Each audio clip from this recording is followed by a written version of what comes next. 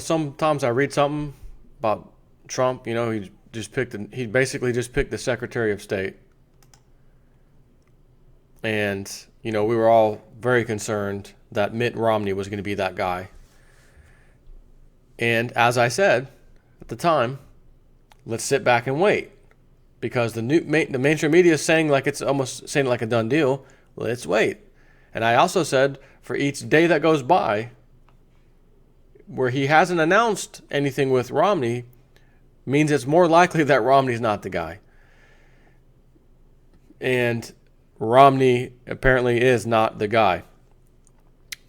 But before I read you this, I'll see something like this when I'm about to read you, and then I say, drain the swamp, huh? Are we raising the swamp or draining the swamp? And then, on the other hand, I see an article that says, no, they're en route to drain the swamp. So when I'm seeing all this, who he's picking for certain positions, Goldman Sachs, again, is in charge of the Treasury Secretary via Mr. Mnuchin.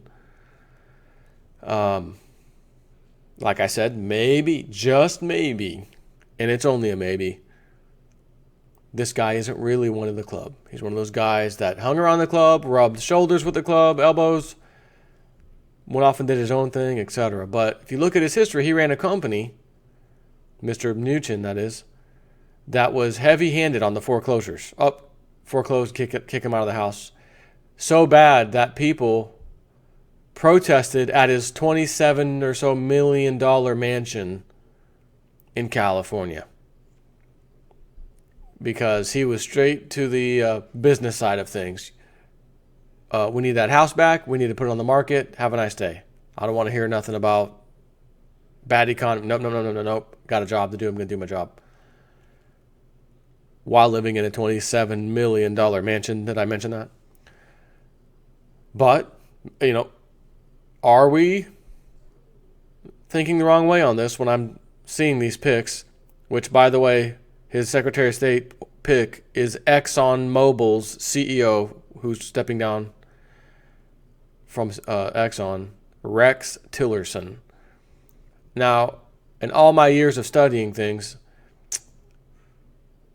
I've never come across that name in any way, shape, or form that made me think, oh, great, another club member. Even though, head of an oil company. And let's not forget, who was the one that kept Lindsey Williams up to date his entire life?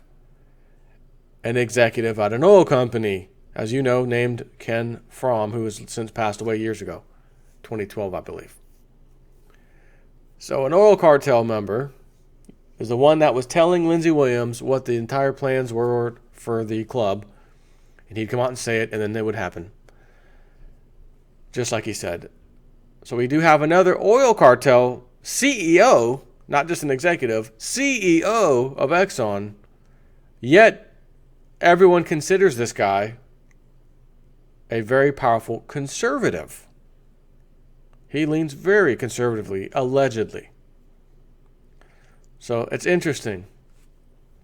And again, the other side of this article from Breitbart, draining the swamp.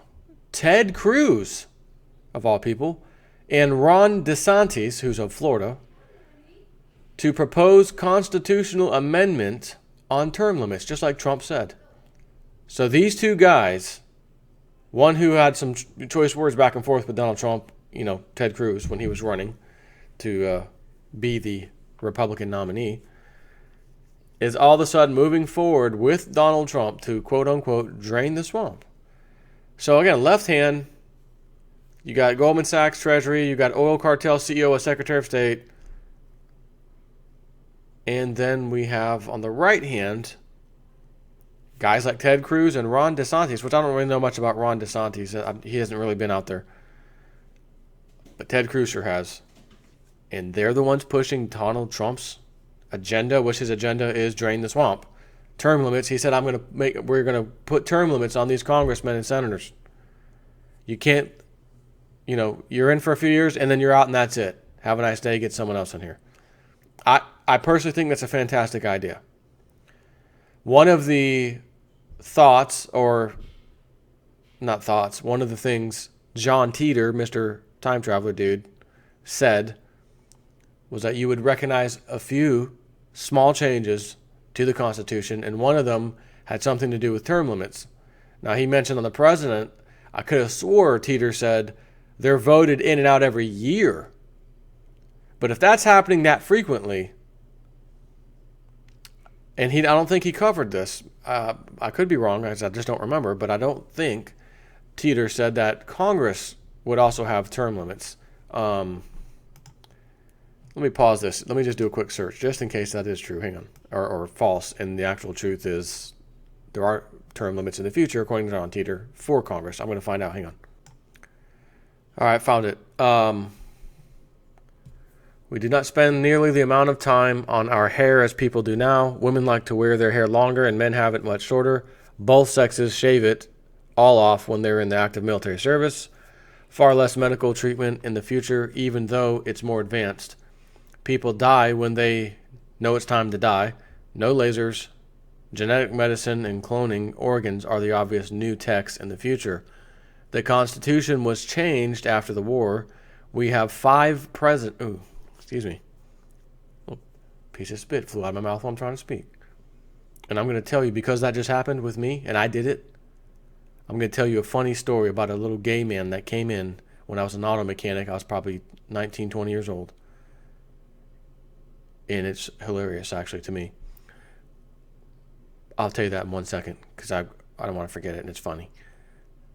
The Constitution was changed after the war. We have 5 presidents, because remember he said the United States was divided into 5 regions, so to speak, all with its own, set of presidents and I guess Congress and whatever. We have 5 presidents that are voted in and out on different term periods. The vice president is the president of the Senate, and they are voted separately. We have cars, just not a whole bunch of them. There is public transportation from city to city. If I could bring some material thing back to your time from 2036, it would be a copy of the new U.S. Constitution. That's the only thing he would bring back, he says. If I could bring one thing back, he said, if I could bring some material thing back to your time. If I stopped him then, I would think, he's going to bring us some cool technology. He's going to, maybe the time travel machine. What does he say? It would be a copy of the new U.S. Constitution. To basically say, hey, you better hurry up and get on board with what the changes are now.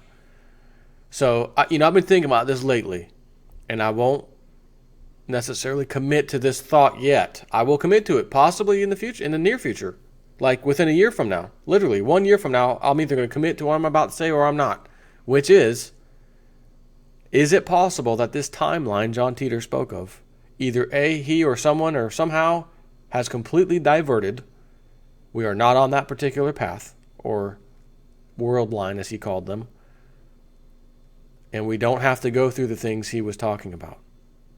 Is that possible? Absolutely. It is possible.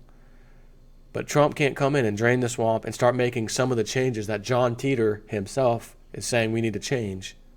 That can't happen. So, in a year from now, as much things, my goodness, Ted Cruz is already getting this bill, and this other guy, DeFontis, or whatever his name is, what's his name? I said DeSantis. He's not even in office yet. He's already saved how many thousands of jobs? How many companies from leaving? This guy isn't even the president yet. You kidding me?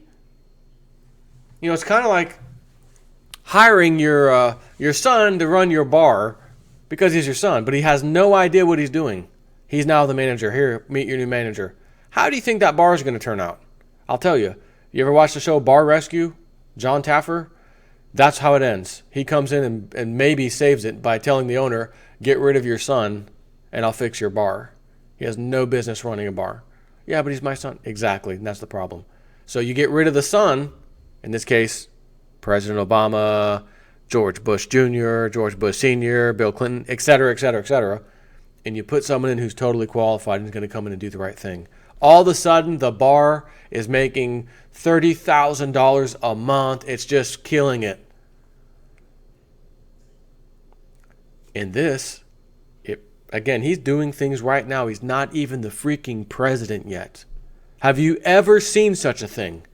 Is there any history in our country that shows anything like this ever happening from a president-elect? The answer is no.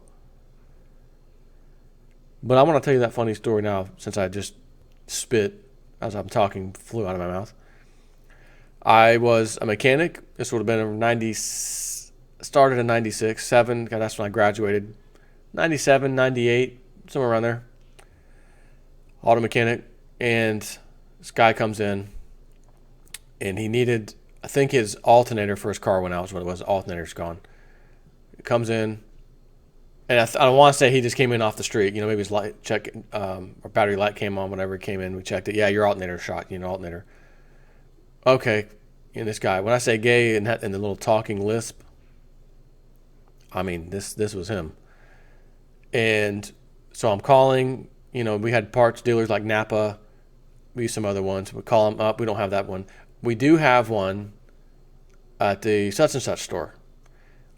And it ended up being like one of these parts stores we didn't use. Like, back in the day it was called Discount Auto. Now it's Advanced Auto Parts. But back when it was Discount Auto, it was Discount Auto for a reason. The stuff they sold was just junk. It would break. You put it on new part, it would not last. It would break. Only place that has it. Okay, well, we got to get this guy going, so we're going to go down there.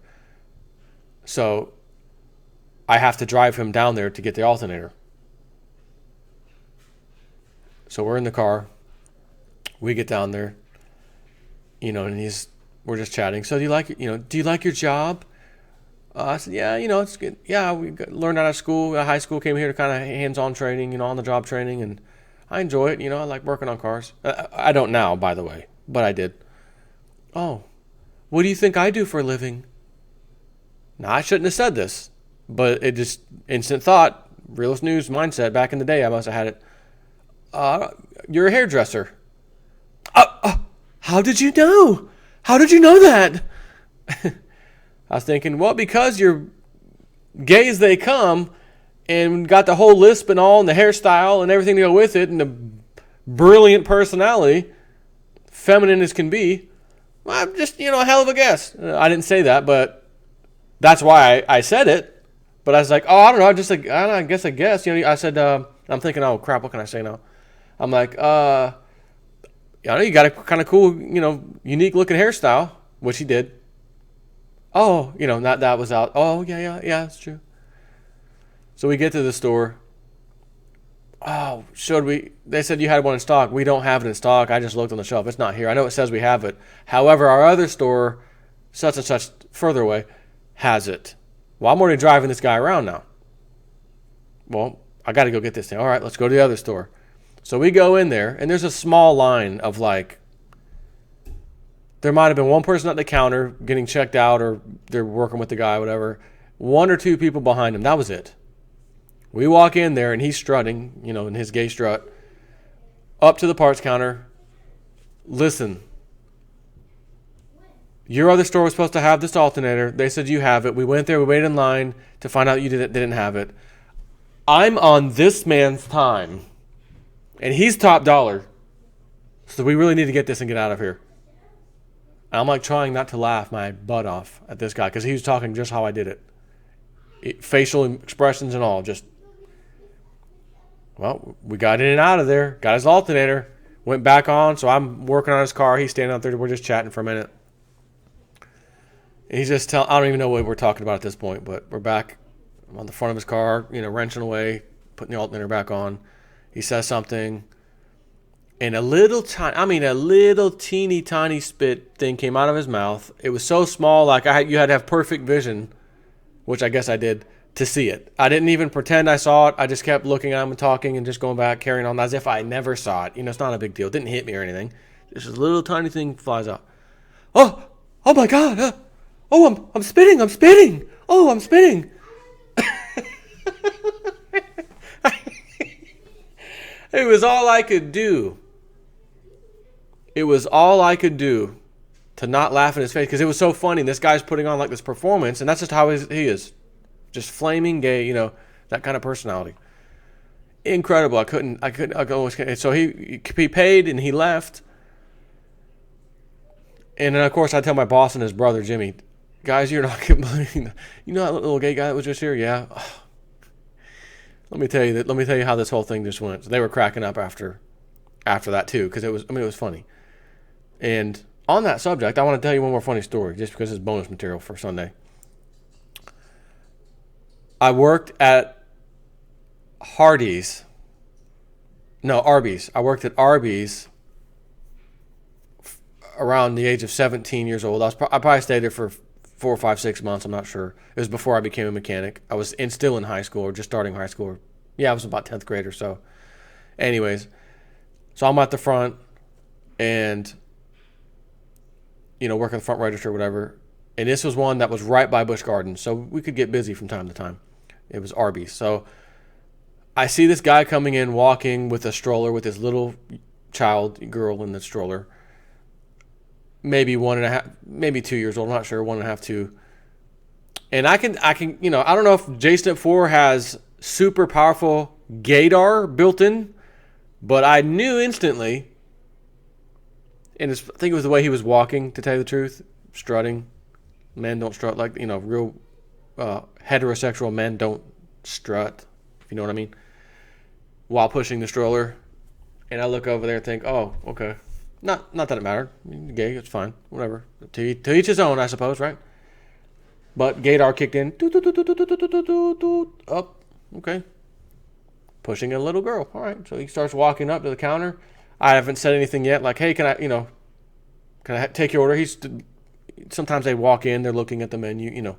He wasn't close enough for me to say anything yet. So I'm just, I'm engaged. I see him. Hey, waiting to make contact and eye contact and talk. And, how you doing, sir? Can I help you? And the song, who the hell sings this song? 'Cause I'm your lady and you are my man. Is that Celine? Was that Celine Dion? Anyways, that song's on the radio on overhead speakers. As he's walking in, I guess he couldn't hear it, and then he started to hear it. He kind of perks up, pushes the stroller in front of him a little bit, stands back, a couple steps back. Oh my God, this is my song. This is my song. And starts doing this twirly little couple twirl dance move, and then stops, and then grabs the stroller and comes up as if nothing happened. And then I have to take his order, and I'm trying so hard not to bust out laughing in his face. I can't contain myself. I actually ultimately had to run behind for a second. Excuse me, sir. Run behind the wall, back, kind of like an open office that the manager had, and laugh my butt off for a second. I couldn't. I don't want to laugh in your face. I mean, but what in the hell did I just see? I'm thinking to myself, who does that? I'll push the stroller off and stand back. Let me do my little. This is my song. And of course, I know you're gay. I'm your lady, and you are my man. Oh, okay. That's even more funny now. So those are a couple stories that are burned into my brain that I will never, unfortunately, ever forget. So I'd like to share that with you. Let me go ahead and read the articles for you today, now that I've cheered you up a little bit with some funniness. And this isn't necessarily bad. These are actually interesting things. So this might be good news depending on how you look at it, I suppose. Trump picks Exxon CEO Rex Tillerson as Secretary of State in a move that is certain to infuriate those who see Trump as nothing more than a puppet of the Kremlin. Moments ago, NBC reported that Rex Tillerson, CEO of ExxonMobil and late entrant into Secretary of State race, has his first meeting with the president-elect this past Tuesday, at the Trump Tower, and has been picked by Trump to serve as the next Secretary of State. NBC adds, Tillerson met with Saturday with Trump and at Trump Tower in New York. The president-elect spokesperson confirmed the selection of Tillerson comes after Trump and his transition team spent weeks searching for someone to fill the post of the top U.S. diplomat. Former Republican presidential candidate Mitt Romney and former New York City Mayor Rudy Giuliani were reportedly in the running. Giuliani said Friday he had taken his name out of consideration. The 64-year-old Texas oil man, whose friends describe as a staunch conservative, which might be good news, fellas, ladies, emerged as a Secretary of State contender only last week following a meeting with Trump when it was speculated that he would consider the offer due to his sense of patriotic duty, he says, and because he is set to retire from the company next year anyways. His patriotic duty to take this spot. Is he blowing smoke by saying that? Or does he mean it? Donald Trump, you've taken your patriotic duty to the next level. You're already getting stuff done. Now I know you are deadly serious about draining that swamp, and I would like to come help. Is it possible? It is. And I hope it is exactly what I described. I don't want to be coming out here saying, guys, there's no question now Donald Trump has not drained the swamp. He has filled the swamp higher than it was. We're in deep trouble. I don't want to come out here and do that. But I will do it if I have to, if that's what the news at the time says so. You know, when I'm reporting stuff saying, uh-oh, bad news, guys. This just happened. We reneged on this guy. You know, that sort of thing. So he joined Exxon in 1975 and stayed ever since. He's been there ever since. So, anyways, he's an Exxon CEO. However, Exxon CEO Rex Tillerson with Vladimir Putin, then Russia's prime minister, at a signing ceremony in the Black Sea resort of Sochi in August 2011. So him, got a little picture. Let me just show you the picture. Mr. Putin and this guy, Rex Tillerson, the oil guy. So you already know how I feel about Putin.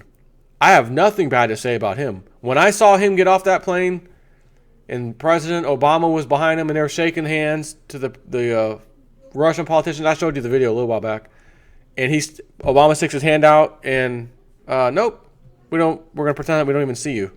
Sticks his hand out again, nope, didn't see you either. Third time, now they're doing this on purpose and I'm embarrassed as hell. Remember that story I just said a minute ago about the fake that I made up about the bartender's son who knows nothing about anything, but my dad owns the place, now I'm your boss. And is crashing the thing into the ground, it's about to go bankrupt. That's Obama. First term senator, club puts him into power. Go have fun, just sign all these bills we put forward to you. He knows nothing about anything. I'm just the front guy that signs the check. Donald Trump, on the other hand, forgot more about business and politics than George Bush, Bill Clinton, and especially Hillary Clinton, but she didn't make it, and Obama combined will ever know. Okay? So this guy is friends with Putin. Trump has not said anything bad about Putin. Putin is happy for Trump. That's a good sign. Okay? So now he has a guy that's Secretary of State. The guy, remember Kerry, I'm going to Russia again. Kerry, I'm going to go back to Russia again. We're going to have a ceasefire in Ukraine. Going back to Russia again. Nothing getting done. Now you got a guy that's essentially good with Putin, who's going to be that Secretary of State. That is what Kerry was, right? So on to this other part. Senator Cruz and Ron DeSantis have revealed their plans to introduce a constitutional amendment that will impose term limits for both congressmen and senators. In a joint op-ed for the Washington Post, the two Republican firebrands said that term limits would be an effective way for the new Republican administration to, quote, drain the swamp. Wow. We believe that the rise of political careerism in modern Washington is a drastic departure from what the founders intended of our federal governing bodies. To effectively drain the swamp, we believe it is past time to enact term limits for Congress. A policy of congressional term limits was repeatedly advocated for by President-elect Donald Trump during his presidential campaign, with Speaker of the House Paul Ryan also voicing his support for the idea. The amendment would impose a 3-term limit for members of Congress and a 2-term limit for senators. Both Cruz and DeSantis also point to the broad support for congressional term limits, citing a Rasmussen survey. Is that it says Rasmussen. I think that meant Rasmussen. Yes, they misspelled it. Rasmussen survey conducted in October that showed 74% of likely voters supported that idea. You can bet your sweet butt, and you can count me in on that one, even though I was not on that survey. You can count me in on that, and I'm sure I can count you guys in on that without even asking you. So, the time is now for Congress, with the overwhelming support of the American people, to pass a constitutional amendment establishing congressional term limits and send it to the states for speedy ratification, the pair said. With control of a decisive majority of the states, the executive branch, the House of Representatives and the Senate, the Republican Party, has a responsibility to respond to the voters' call to action. We must, and we can, deliver, they concluded. Let me just say this. I know Ted Cruz, his wife currently works in some high level capacity, I believe for Goldman Sachs. Heidi Cruz, I think her name's Heidi Cruz, right? I know the last name's Cruz. Heidi, I think's her name. And I'm like, man, I can't vote for this guy. Nope. He does have a good voting record, by the way. The man does have a good voting record.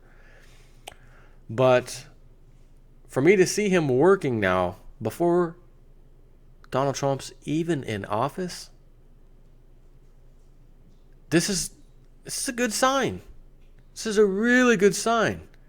But and you know me, I am skeptical until I actually see stuff happening. I had a quick conversation with Bix Weir the other day. He was kind enough to send me his, what does he call this thing? The World in 27 report, which is normally for paid subscribers. I've chat with him every great once in a while.